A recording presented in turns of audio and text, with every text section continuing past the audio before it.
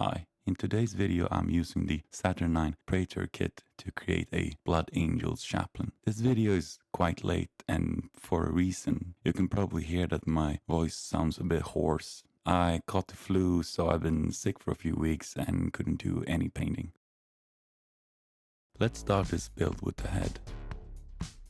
I freed this skull from the statue, which is from the crozius kit. After cleaning it up, I clipped and cut away the front of the helmet from one of the Praetor heads. I then dremeled out the narrow part between the two vents. The skull had too much depth, so I sanded it down. The yaw bones juts out too much for the skull to fit, so I clipped these off.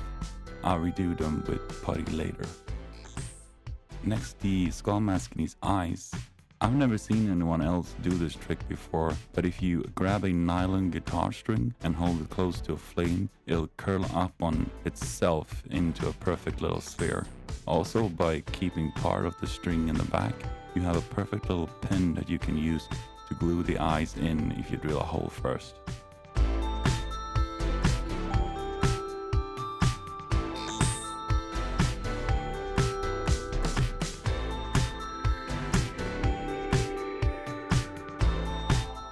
I didn't like the teeth of the skull, so decided to sculpt them myself.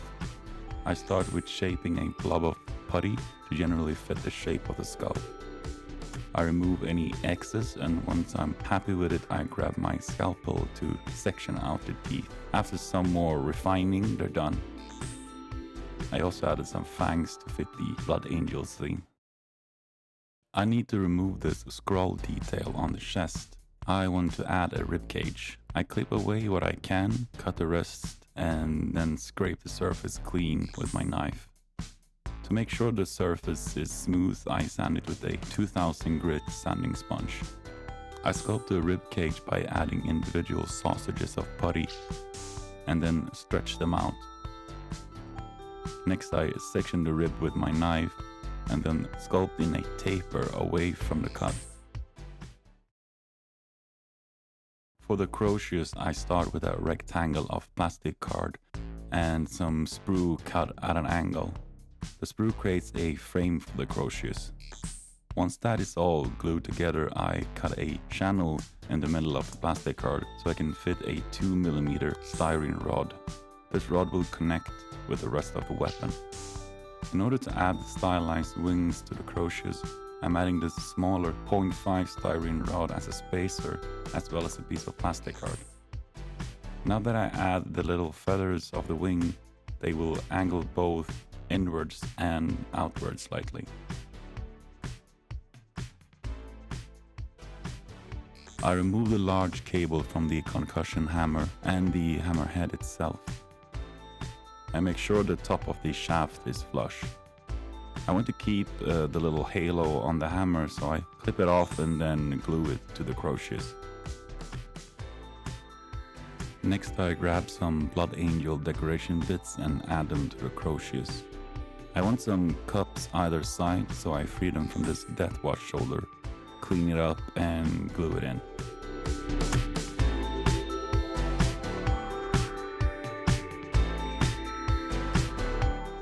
I never thought I'd get any use from these flagellant whips, but turns out the little spikes is just what I need for this crozius. I had 3 of them on both sides of the crozius frame. And with that, the crozius is done and I can attach it to the shaft with a pin and some super glue.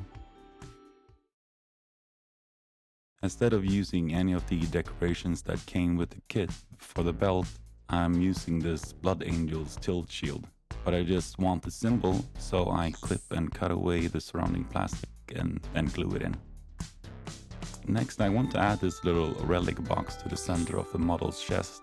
But first I need to carve in a slight curve at the back of the box and then remove the slight edge at the center of the chest.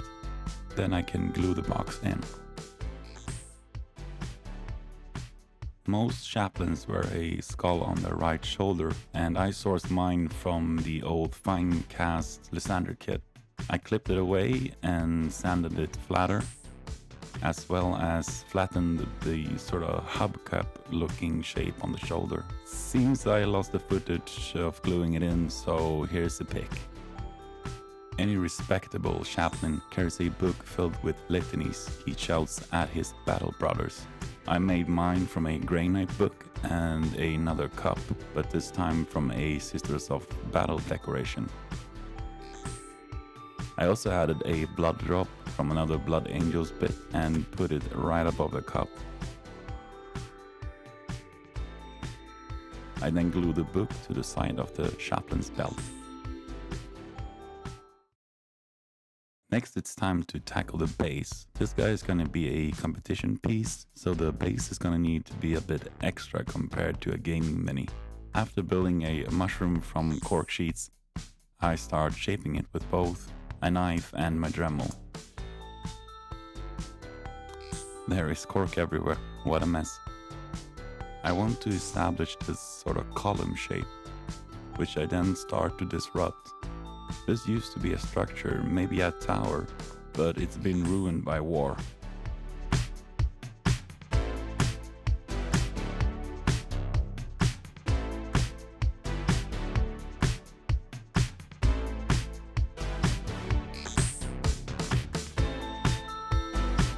As decoration, I'm using these pillars from the Cursed City kit. I remove anything attached to the pillar and then clean them up.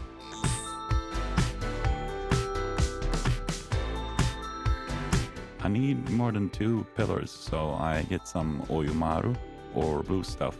This is a thermoplastic that becomes malleable when heated up. This lets you create molds.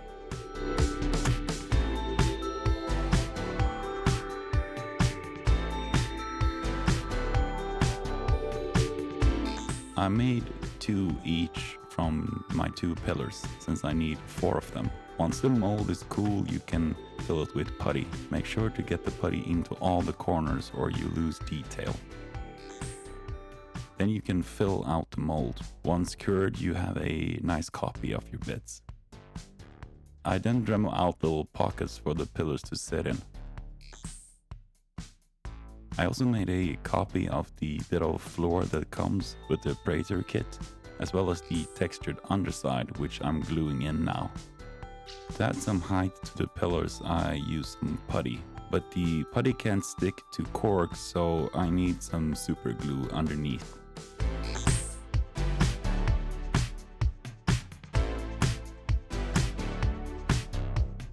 Once the construction of the base is all done, I add some texture to the bare cork. I use some AK muddy ground, which I dilute with some paint to reduce the amount of texture.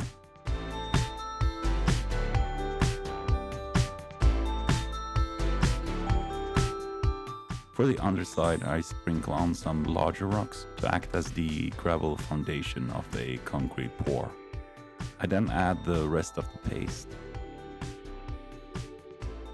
What I do next is get a brush dunked in water, which I use to stroke the texture paste in a downwards motion. What this does is deposits the little grains of sand in the texture paste in a natural flow, simulating gravity.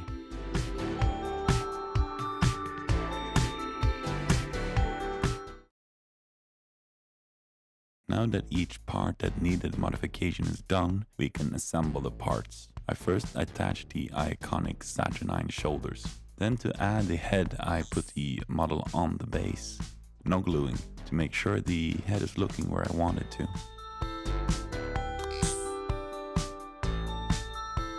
I can then add the arm holding the crozius, making sure it is slightly resting against the edge of the ruined floor. Last thing to add is the ring of armor sitting around the head, which honestly reminds me of a toilet seat, not gonna lie.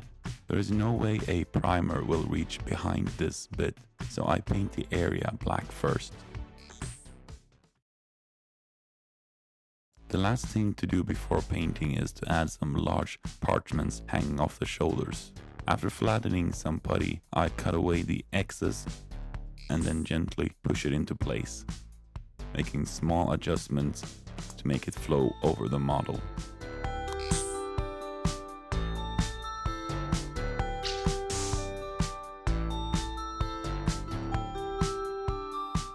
I then add these little discs to hold the parchment in place. I also cut little notches into the parchment to add some wear.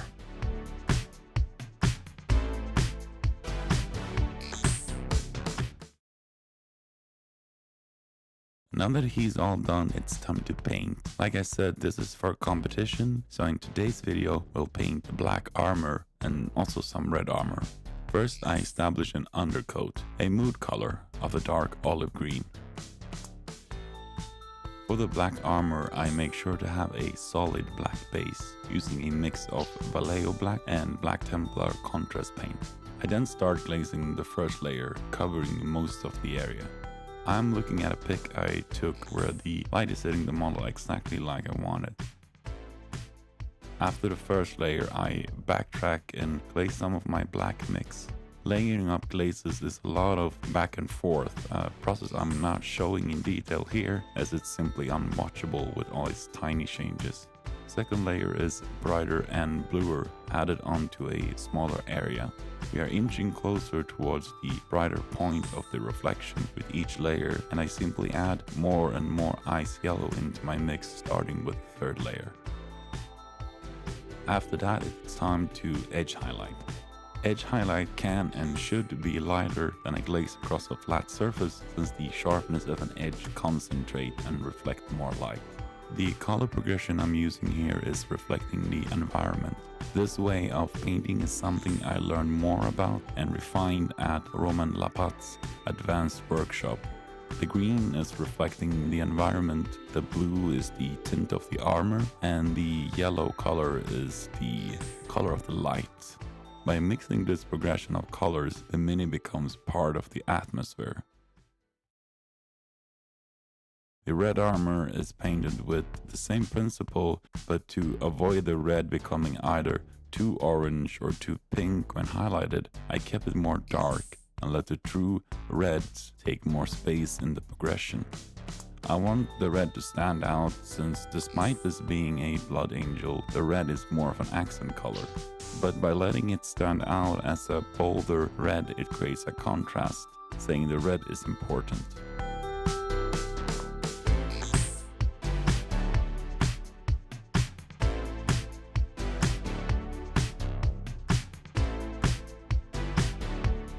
Only at the very end do I add a specular highlight by mixing in some ice yellow.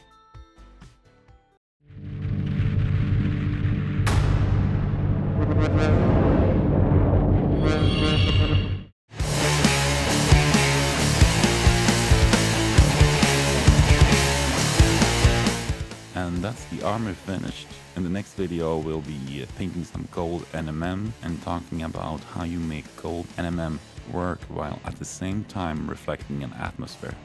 I hope you enjoyed the video, learned something, and now's the time I call upon you to do the thing, you know, like subscribe, leave a comment and all that good stuff.